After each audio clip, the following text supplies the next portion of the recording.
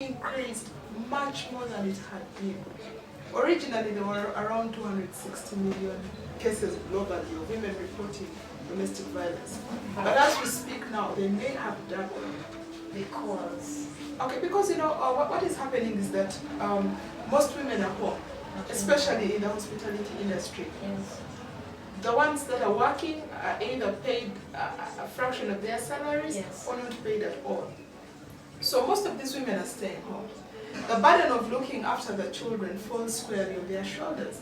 You also find that as women, they are the ones that are looking after the sick, they are the ones that are looking after the elderly.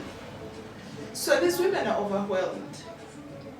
And then, of course, having done all this, their husbands expect them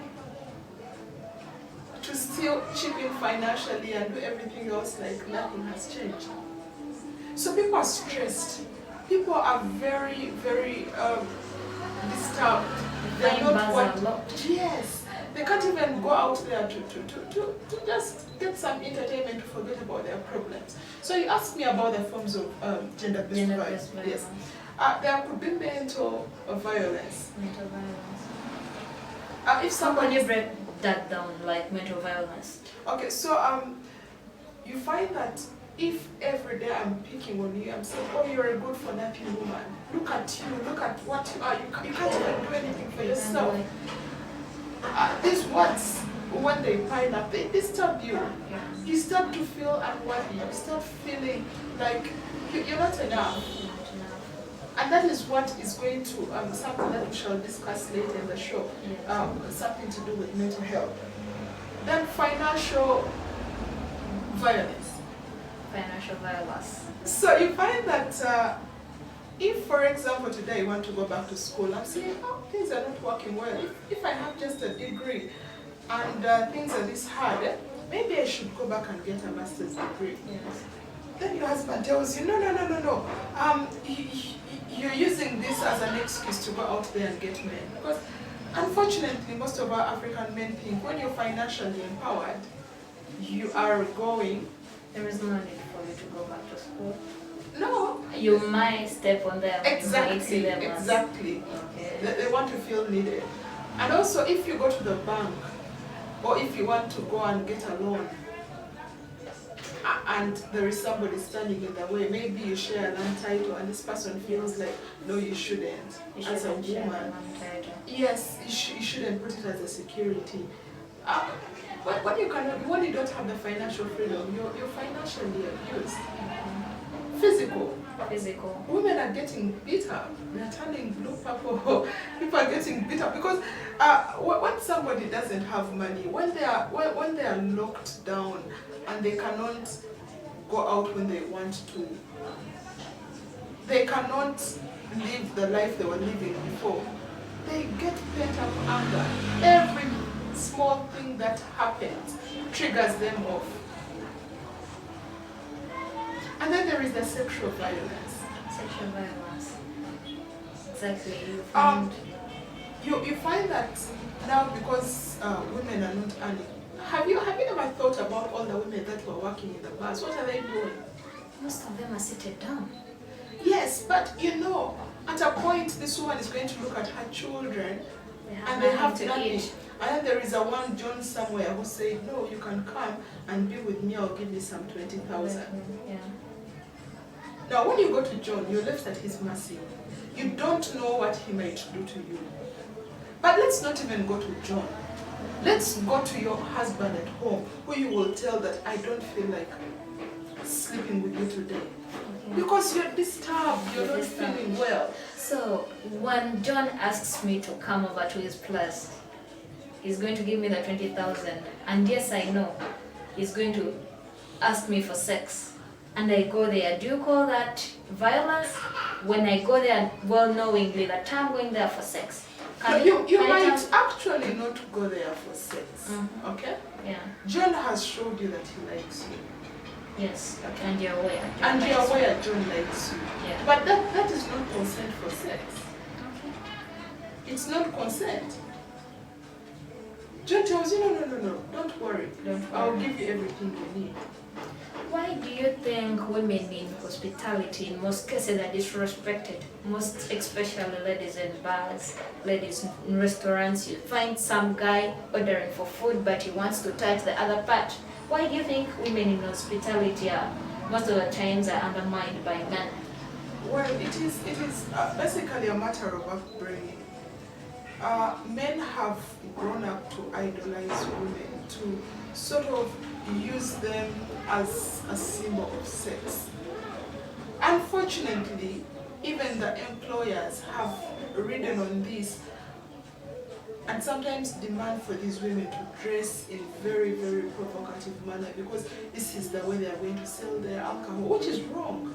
These women need dignity. They need to do their jobs in a dignified manner. Do you think the same respect that is given to someone in a shop, selling in a shop, is the same respect given to someone who is working in a bar? No, it's not. Why? It's not because it is something that it's a perception of the society. It's a perception of the society. Yes. That isn't it because that most of the women in that industry also fall along with the men? They tend to take that other road. Yes, I'm meeting very many men. They can't give me money, the man I want, so I'll go and give them what they want. Don't you think that is the problem? These men are disrespecting them. I completely understand what you're saying, but you may also want to know that if these women were given decent pay, Yes. then they would not have a reason for them to go out there and start to look for other creative ways to make So money. indecent pay is one of the problems that we're Yes, and that is why we want to elevate them, inspire them to achieve better. That is where the training comes in, the mentorship, so that these women, even when you're working in a bar, I have been to bars in Europe, bars in the Americas, where women are not treated as badly as they treat our women here. Yes, they are not treated the best, but they are not treated as badly as our women are treated. So when you're working with these women, do you normally tell them about their dress code and all the ways the way they tend to act when they're working? Or it's just Well, it's not just about the dress code. it's not only about the You dress see, code? what happens is that it starts with a man's mind. That's with the man's mind. You Don't see, you think that dress code I affects? may not be dressed very, very, what you conceive to be very decently, Yes. but doesn't give you the right to touch me. Honestly. So how are you helping these women? How is your organization helping all these women? Are you trying to put up some training sessions for them or? Okay, thank you for asking. So we have a very big master plan that has a couple of activities that we want to do. First and foremost, Yes. we have women who are selling crafts, women who are selling confectionaries. We are in the process of opening up a showroom where these it will work as a cooperative where these people bring their produce and we sell it for them. So when they have a wider market, that means they're going to earn more. Is this just taking them out of the hospitality industry and bringing them to another industry? Because when bars are allowed to open, maybe some restaurants are working bigger than they've been working. When these ladies drop their crafts work and go back No, to there are their women who are dedicated to making crafts. Okay. Okay? The crafts that tourists are buying as souvenirs. But then again, there are women who have the art. Yes, I may have an office job 8 to 5, but then I can make a very nice mat. Yes. Why don't I use my spare time or maybe my day off or over the weekend to do something extra that will bring me extra money?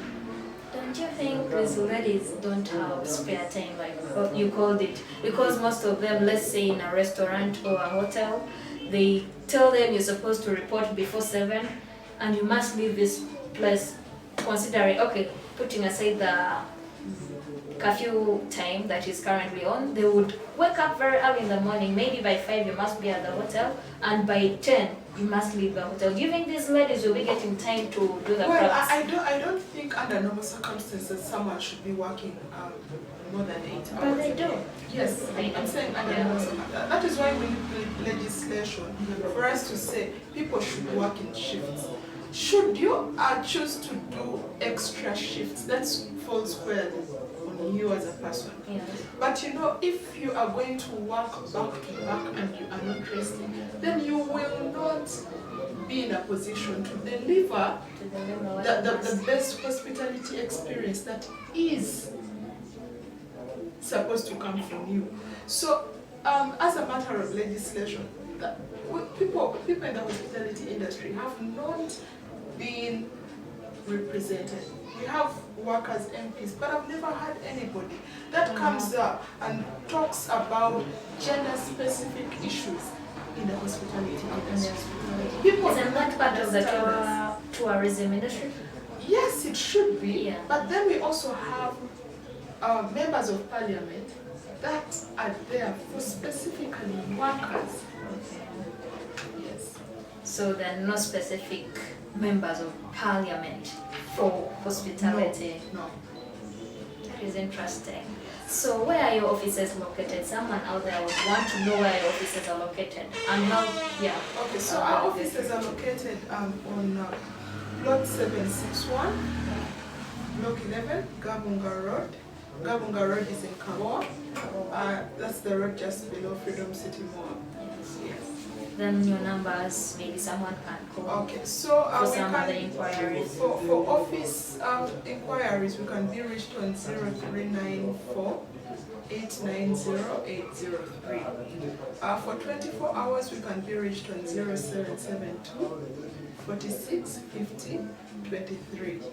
We are also in the process of putting a toll-free line Yes. for women who need urgent assistance, for women who have been incarcerated and they're working in the hospitality industry, so that we can get them lawyers. We are talking to some lawyers to join us and offer free services, pro bono services to our members who are not in a position to pay for legal services. So what's your last word? Anything you would like to say to the people out there that are watching you? Okay, what I would like to say is that God gave us all different passions, different things that we do. Yes. But once you are in a position to help, however little, this is the only rent we pay for our time here in the world.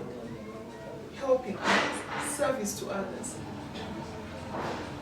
And to the women in the hospitality industry, I know it is hard right now, it is tough. Most of you are sitting at home. We are thinking about you. Very soon, things will get better. It's usually darker before daybreak. So as we're ending the show, do not forget Women in Hospitality. They mentor, they give counseling sessions, they help women find market for their produce, for their products. Yes, is that all? We are also at the moment running a campaign for mental health. For mental health. If you have any suicidal thoughts, if you feel like you're giving up, if you feel like you can't go on, if you feel depressed, if you're stressed, please call on us. We shall hook you up with a suitable person to talk to you and help you out of that problem. Okay, thank you for watching. Catch us tomorrow, same time, same place. That is from 11 to midday. Don't forget, Uncle Jovan is coming up with the celebrity spot. Thank you for watching.